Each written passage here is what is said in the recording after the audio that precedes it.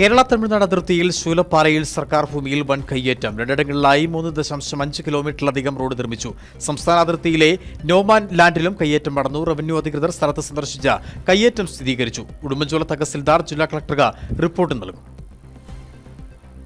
ശൂലപ്പാറയിലെ സർക്കാർ ഉടമസ്ഥതയിലുള്ള കേരള തമിഴ്നാട് അതിർത്തി മേഖലയിലൂടെ സ്വകാര്യ വ്യക്തി റോഡ് നിർമ്മിച്ചുവെന്നാണ് കണ്ടെത്തൽ.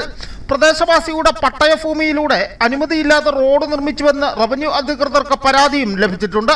ഇതിന്റെ അടിസ്ഥാനത്തിൽ അന്വേഷണം നടത്തവെയാണ് സർക്കാർ ഭൂമിയിലെ വലിയ കയ്യേറ്റം കണ്ടെത്തിയത്. സർക്കാർ ഭൂമി കടന്ന് നോമാൻ ലാൻഡ് അതിർത്തിയിലും റോഡ് നിർമ്മിച്ചിട്ടുണ്ട്. JCB ഉപയോഗിച്ചാണ് റോഡിന്റെ നിർമ്മാണം നടത്തിയത്.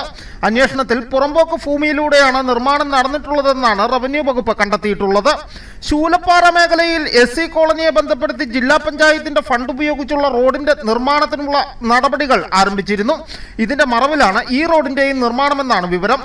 ഇപ്പോൾ പരാതി ലഭിച്ച സ്ഥലത്തിന്റെ എതിർവശത്തെ മലയുടെ ഒരു ഭാഗം ഇടിച്ചു നിരത്തി റോഡ് നിർമ്മിച്ചതായും ഏലം നട്ടതായും കണ്ടെത്തിയിട്ടുണ്ട്.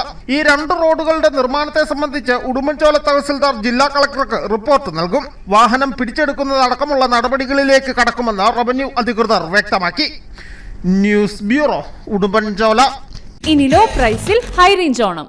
ഏറ്റവും പുതിയ കളക്ഷൻസ് ഏറ്റവും കുറഞ്ഞ വിലയിൽ. High range home appliances.